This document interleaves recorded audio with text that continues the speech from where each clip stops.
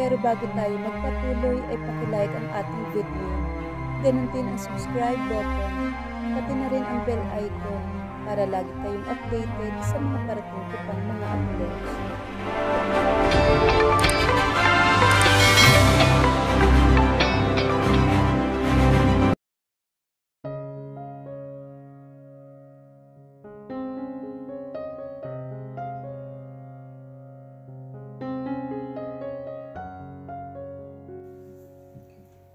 Nakatayo siya sa balkoni habang nakatanaw sa paligid na unti-unting nilalaman ng dilim. Tahimik ang buong kabahayan at tanging malalim niyang paghinga at malakas na pintig ng puso niya ang tangi niyang naririnig. Sinipat niya ang oras sa relong pambisig. It's only 7 in the evening. May ilang oras pa siyang hihintayin bago tuluyang makaharap niya si Sandro Crisologo, ang taong naging dahilan ng matinding pagdurusa ng kanyang asawa. Ang taong naging dahilan ng muntik pagkawala ng kanyang mag-iina. Handa na ba siyang harapin ito? Yes, he is. Gusto niya nang matapos ang lahat. Gusto na niyang matahimik ang kanyang kalooban. Humugot siya ng isang malalim na buntong hininga. Inayos ang pagkakasuot ng kanyang itim na sombrero. Pumasok siya sa loob ng kanilang silid mag-asawa at dumiretso sa walk-in closet. Kumuha siya ng isang black leather jacket. He is about to come out from the walk-in closet nang maalala na palitan ang kanyang relo. Muli siyang bumalik at humarap sa nakahilirang drawer kung saan naroon ang jewelry nilang mag-asawa. Napangiti siya as he opened Violet's jewelry drawer. Kinuha niya at matama na tinitigan ang isang necklace. The white gold with diamonds chrysanthemum necklace na niregalo niya sa asawa niya the night of the ball na idinao sa Velasco Hotel. Kung gaano kaganda ang asawa niya ng gabing iyon, kung gaano ka-genuine ang ngiti sa labi, the Violet with fear and no doubts. Iba si Violet ngayon. He senses Violet fears and doubt, and he hates it. Ang dating masayahin na asawa niya, ang dating malaya at walang kinatatakutan, ang katahimikan ng buhay ng asawa niya, napilit niyang iniingatan. But he failed. He failed to protect his wife. Ngayong gabi ay sisimula niyang sirain ang mga taong nagdulot ng sakit sa kanyang asawa.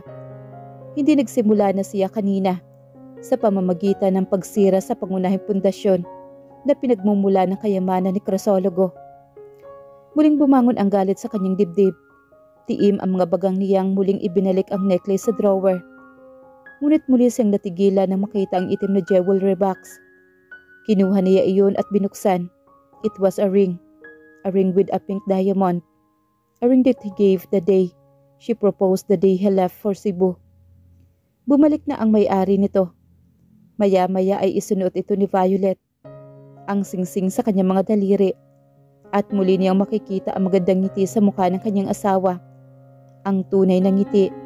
Ang takot at pagdududa ay tiyak na mawawala na. Ang daming mga mahahalagang bagay sa buhay nilang mag-asawa ang inagaw sa kanila. Mariin niyang ipinikit ang kanyang mga mata at bumuntong hininga. Muli niyang ibinalik ang jewelry box sa drawer. Binuksan ang katabing drawer at kinuha ang isang Rolex. Kinuha niya ang kanyang leather jacket. Isinuot iyon at lumabas ng silid. Madilim na kapaligiran ang sumulubong sa kanya paglabas niya sa bahay.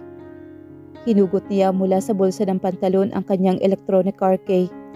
Pinundot niya iyon kasabay ng pagtunog ay ang kanyang mga hakbang papalapit sa kanyang sasakyan. Pumasok siya sa loob ng kanyang sasakyan. Binuhay niya ang makina at lumabas ng gate.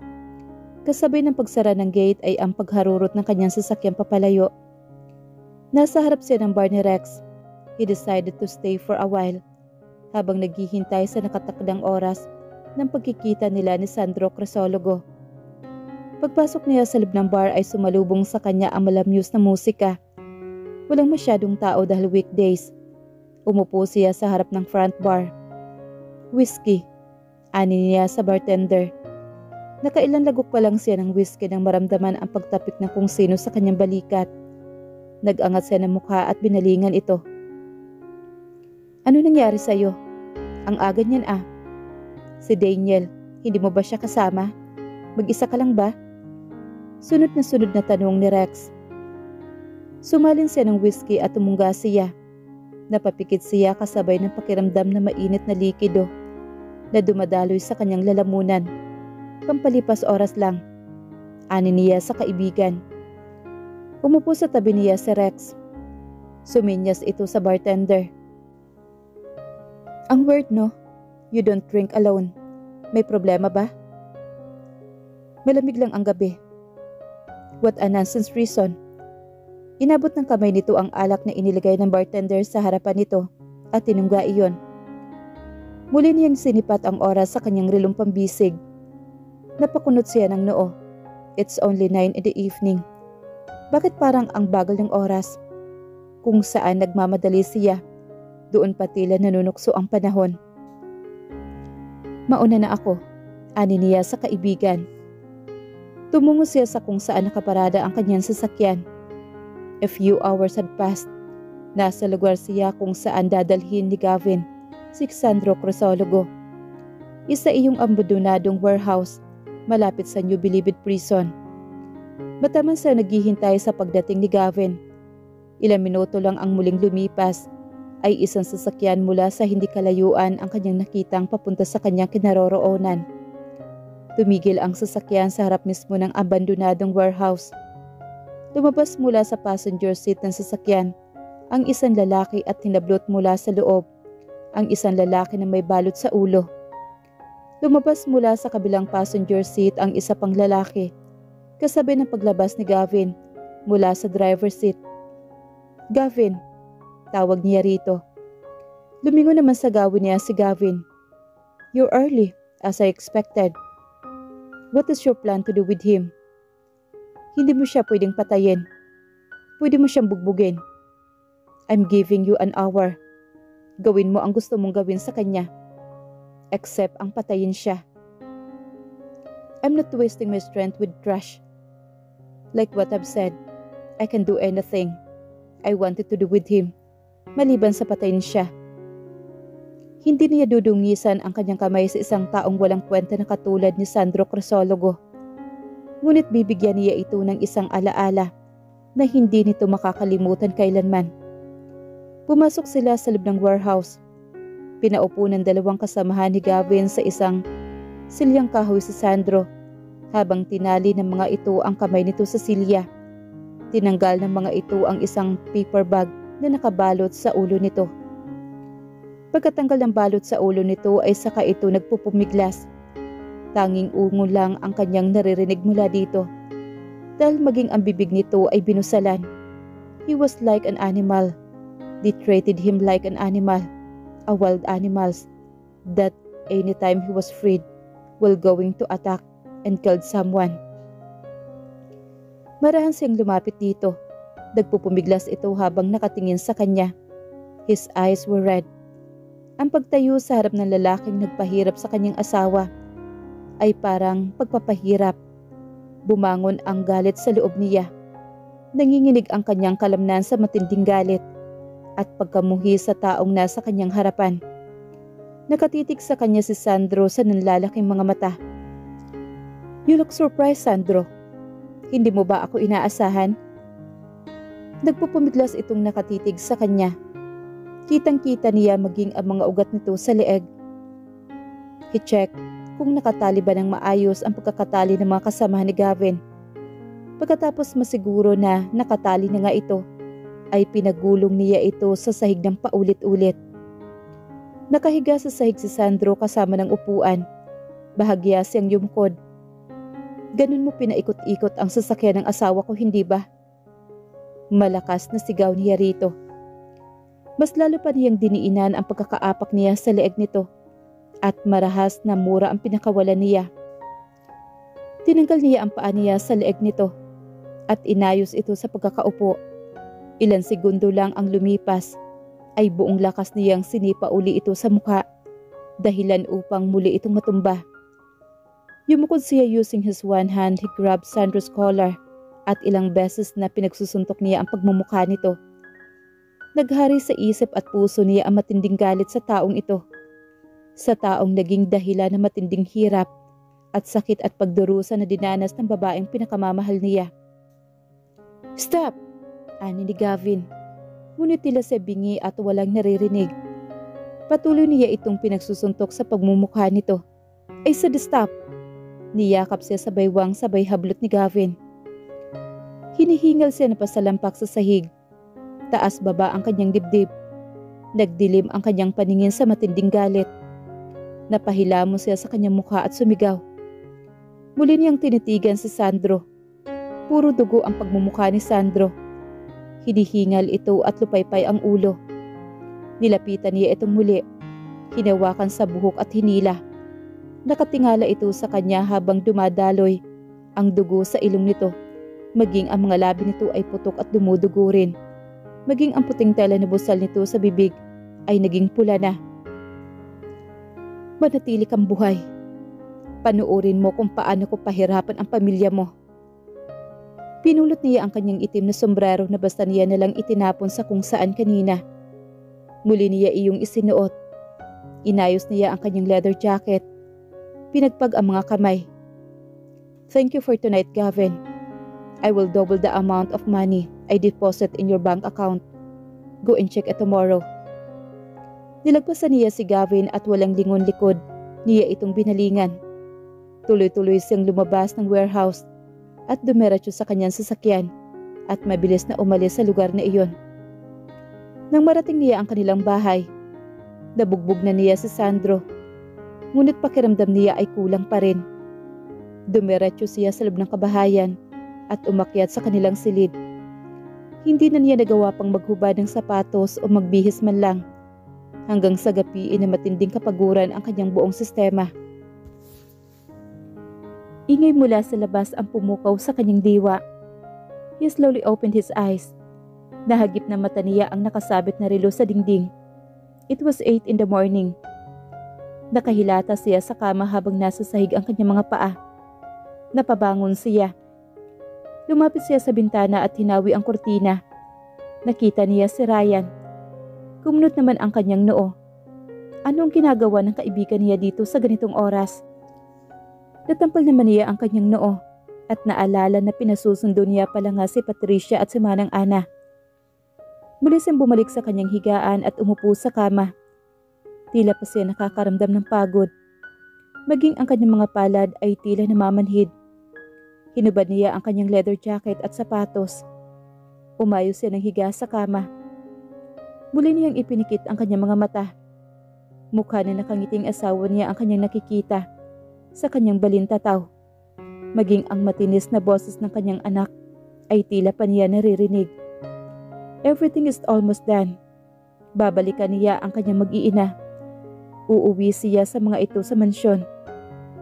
He misses his wife. He sent. He wanted to hug her and feel her. Sa mga ganitong sitwasyon niya laging kailangan ng asawa niya. Sobrang nangungulila siya rito. Paano niya nakayanan ang 5 taon na mawalay sa asawa niya? "Sweetheart," bulong niya habang nakatitig sa larawan ng asawa niya na nasa kisame. Any moment ay sigurado siyang makikita niyang muli ang mukha ni Sandra.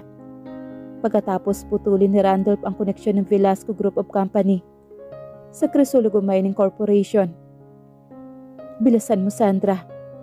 Bilisan mo." Tiim ang bagang na wika niya. A few hours had passed. Nakikita niya mula sa kanyang kinatatayuan ang kulay kahil na papalubog na araw. Hindi siya umalis ng bahay at hinihintay niya ang kanyang special guest. Alam niya anumang oras ay darating si Sandra. Pumasok siya sa loob ng silid.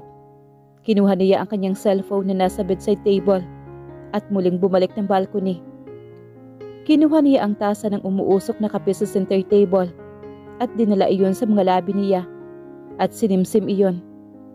Alam niya na naghihintay na si Sandra, but he also wondered why it took her so long. She is supposed to be here, na nagwawala o di kaya naman ay nagmamakaawa sa kanya. Ibinaba niya ang tasa ng kape sa mesa at kinuha ang kanyang cellphone at tiningnan ang online news. Bumalaga sa kanya ang kanyang sariling pagmumukha An image of him wearing a three-piece suit with a wide smile on his face, kasama ang isang sketch ng isang babae na walang mukha. Shocking revelation ay ang billionaire and business tycoon Greg Velasco and a longtime fiancé of the former international model and only daughter of Senator Crisologo, Sandra Crisologo, reportedly break off after a few years of being engaged. Sandra said in an interview that his fiancé is having an affair while being engaged to her. Greg Velasco, who left the country 5 years ago, also reportedly being married to an unknown woman, is now having a children. Hindi na niya tinapos basahin ang mahabang article tungkol sa kanya at sa hiwalayang issue nila ni Sandra. He is thankful dahil hindi na ibalandra ang mukha ng asawa niya. Hindi sa ngayon, not until Violet recover all her memory. Samut-saring balita ang lumabas tungkol sa kanya. News about him being a cheater. Yes, indeed he is a cheater. But cheating on Sandra is the best decision he ever made. And marrying Violet is a blessing. He doesn't even care about the news.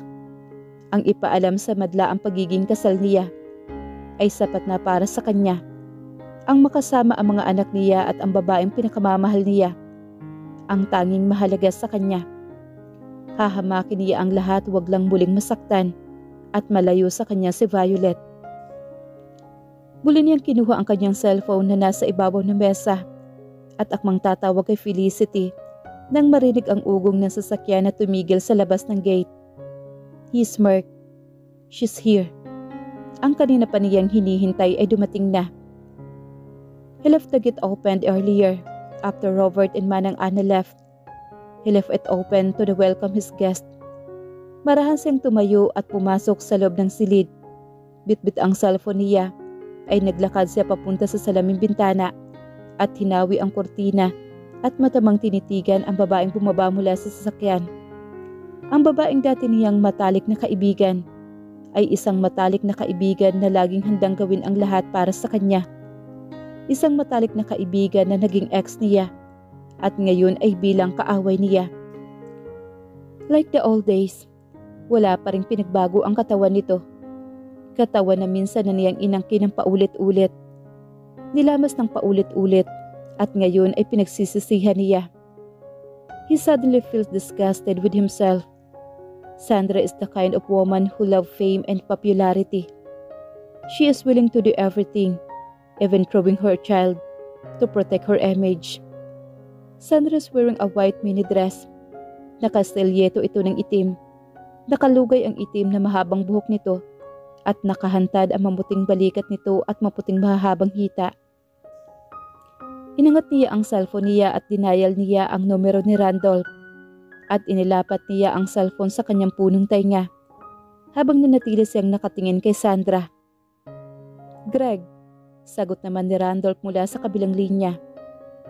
Any news about CMC? What do you expect after we withdraw our shares and cut ties with them? Dinig niya ang pagkaknatawa ni Randolph mula sa kabilang linya. Bakit? May iba ka pa bang gustong gawin sa CMC? Nagbago na ba ang isip mo? No, Randolph. Ani niya sabay patay ng cellphone. Bumuntong hininga siya at sinara ang kurtina ng bintana. Inihakbang niya ang mga paa papalabas ng silid. Nasa kalagitnaan na siya ng hagdanan. Pababa ng sala nang makita niya si Sandra sa dulo ng hagdanan. Ibinaling ni Sandra ang tingin sa kanya. Nagtama ang kanilang mga mata. Napalunok ito. Ngumisi naman siya. Greg, tila hindi nito alam ang gagawin. Mariin ang pagkakakapit ng mga kamay nito sa sling bag. Nasa tapat na siya nito ngunit na natili lang itong nakatayo at nakatitig sa kanya. Bahagya itong yumuko at napabuntong hininga. Bago muling tumitig sa kanya. Ano ang kailangan kong gawin para bawiin mo ang desisyon mo? Anong kailangan kong gawin upang hindi mo kunin ang hasyenda na pagmamay-ari ng mama ko sa Bacolod? Sabihin mo sa akin, ano ang dapat kong gawin, Greg? Mapait naman siyang humalakhak. Magpasagasa ka. Drive your car along the highway and let me crash into it. Yan ang gusto kong gawin mo, Sandra. Gusto kong makitang tumilapo ng ilang beses ang sasakyan mo. Yun ang gusto ko, Sandra. He stepped forward to Sandra. Itinaas niya ang kanyang palad at hinaplos ang mukha nito. Bakit mo ginagawa sa akin to, Greg? Bakit mo pinapahirapan ang pamilya ko? Ni hindi niya man lang nababakasan ng takot ang boses nito. Hindi mo alam? Stop acting innocent, you bitch. Hinawakan niya ito na madiin sa panga nito. Napahawak ang dalawang kamay ni Sandra sa kanyang braso habang nakatingala ito sa kanya. Namumula maging ang mga mata nito. Stop! Nasasaktan ako. Ani nito sabay tulak sa kanya. Bahagya siyang napaatras at nabitawan ito. I did my best to be kind to you. I even adopted your child and saved you from embarrassment. Dahil iniisip ko na may kasalanan ako sa'yo. Dahil iniisip ko na kahit sa ganoong paraan man lang, ay mapagbayaran ko ang nagawa kong pananakit sa'yo. Muli siyang humakbang papalapit dito. Sandra stepped back. Oo. Dapat lang napagbayaran mo ang pananakit mo sa akin. Oo. Dapat lang naisalba mo ako sa kahihiyan na ikaw ang may gawa nito. Sigaw ni Sandra. Sinira mo ako. Sinira mo ang lahat. Minahal kita. Ginawa ko ang lahat para sa'yo. I gave up everything for you. I ruined you. I hurt you, yes. Aminado ako. Pero bakit ang asawa ko pa? Marahas na mura niya sa babae. Bakit ang inosenteng asawa ko pa? Malakas niyang sigaw. Sabay hablot kay Sandra. Malakas niya itong ibinalya sa pader at hinawakan sa liig nito. Ako na lang sana. Sa akin ninyo na lang dapat ginawa yon. Hindi sa inosenteng asawa ko at mga anak ko. Muli niyang mura dito. Nanginginig si Sandra. Napapalunok ito habang nakatitig sa kanya. Anong pinagsasabi mo? Hindi mo alam? Huwag mo akong gawing tanga, Sandra. Mariing sigaw niya. Mariin niya itong hinawakan sa leeg at sinakal. Napaawang naman ang labi ni Sandra habang nakasandal ito sa pader. Hinawakan ito ang kanyang braso. Tried to pull his hands on her neck.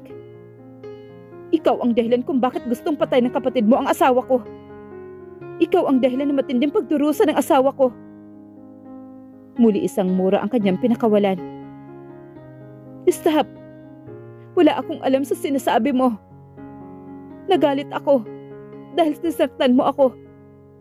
I came to the point na gusto kong kitlin ang buhay ko. Dahil ipinagpalit mo ako. Oo. Naisip ko na sana namatay na lang ang asawa mo. Upang bumalik ka sa akin. Upang maging aking kaulit. Bumalong ang luha sa mga mata ni Sandra. Kasabay ng panginginig ng katawan nito. What happened to your wife? It's not my fault. Not my family's fault.